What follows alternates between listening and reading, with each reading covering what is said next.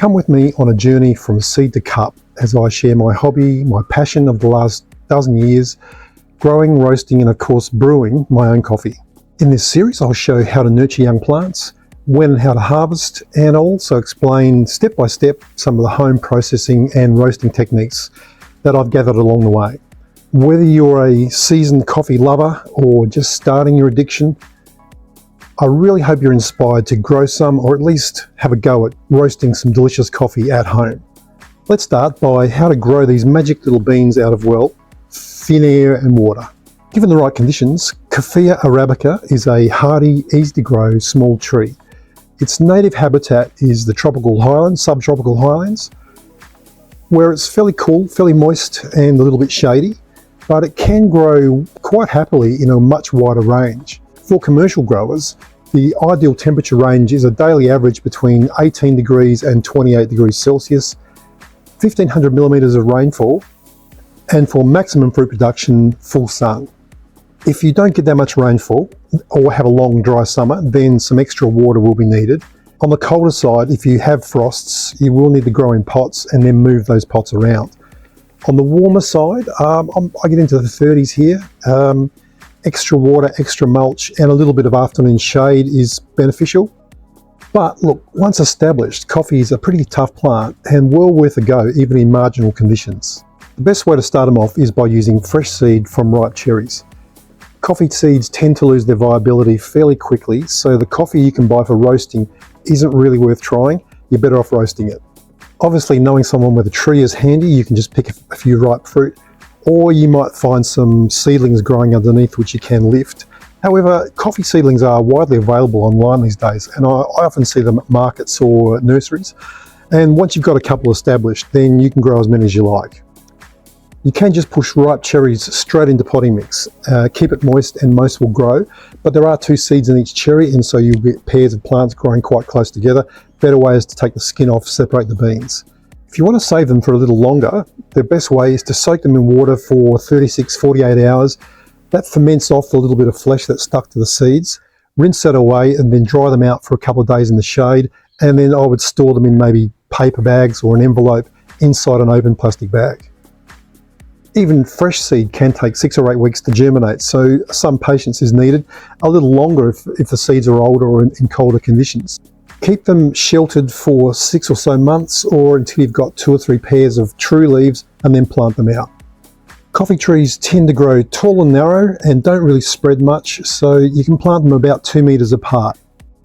They are happy being interplanted. They are rainforest species, so they're quite shade tolerant, but for maximum fruit production, they really want to have full sun. If you have a really hot summer or a long dry season, then some afternoon shade is preferable, and they also like a bit of shelter from strong winds. Have you heard the saying, if you buy a $10 plant, you should dig a $20 hole? Well, that especially applies to coffee, so dig a good hole for it. They love a deep soil, rich in organic matter, well drained, so add some compost. So tip number 1, don't scrimp on the planting hole. You want your seedlings to quickly grow a deep, vigorous root system.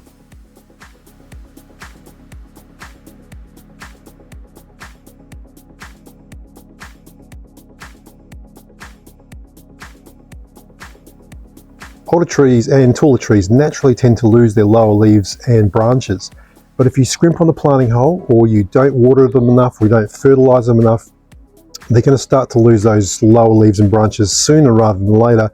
And that's exactly what you don't want. And I'm going to come back and talk about why that's so important in a moment. From healthy seedling to first fruit, enough to make your first cup of coffee, is only 2 or 3 years. After 4 or 5 years, you've got full production. They are long-lived, 50 years plus, and they will keep growing taller. 4, 6, 8 meters tall, and that's getting way too tall for easy picking, even on a ladder. So you can expect to prune them at some time. And for really small spaces, you can find dwarf varieties too. These K7 variety trees start flowering here in southeast Queensland early spring and with odd flushes on into summer.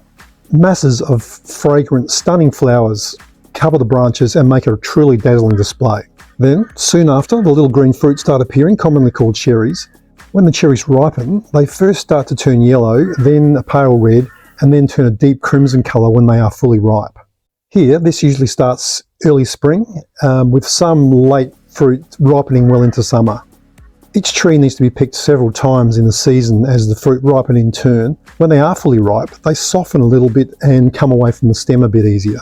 That's the optimum, and at that point the flesh inside, the thin fleshy layer inside, is quite sweet. After that, the skin starts to turn purple, then brown, and they're getting over the hill. They're still drinkable, but it's not primo coffee. Coffee trees are a beautiful plant and make a great privacy screen or a feature tree, especially when they're covered in flowers or laden with fresh red fruit. There are yellow varieties too, but I kind of stick with the red ones because it's a bit easier to tell when the fruit's ripe. Now, coming back to those lower leaves and branches, you want to get them off to a good start and keep them growing vigorously. Struggling plants, like older plants, start to lose those lower leaves and branches, and the problem is that's where the fruit grows, so you're losing the lower, easy to pick fruit. As they get taller and the growth gets higher and higher, you'll find yourself picking fruit above your head and then up a ladder. So tip number 2, take extra care when they're young and when it's hot and dry, because picking fruit from the ground is just so much easier than picking from up a ladder.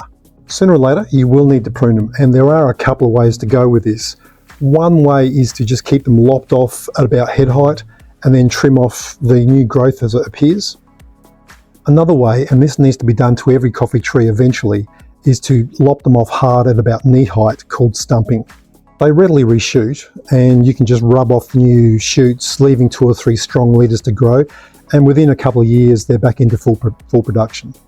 So in most years, after the harvest, I'll take the tallest few trees and then stump them down to size.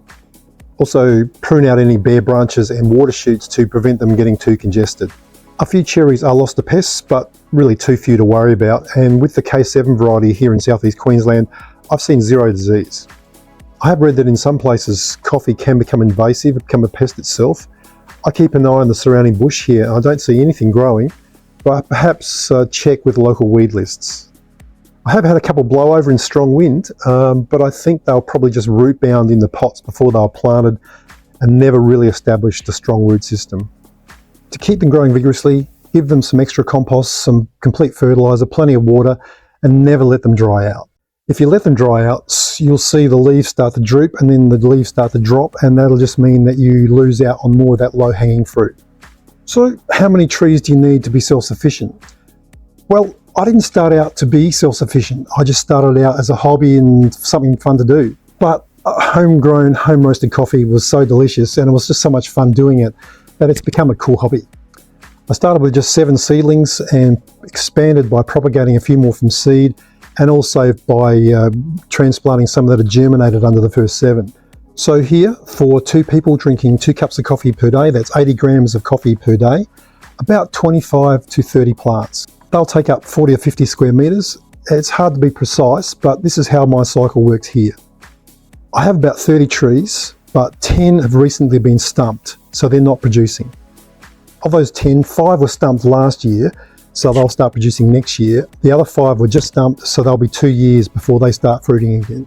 Then each year, stump down the tallest 5, or if they're getting a bit out of reach. Last year, I produced 35 kilograms, which is plenty for us, plus some to give away.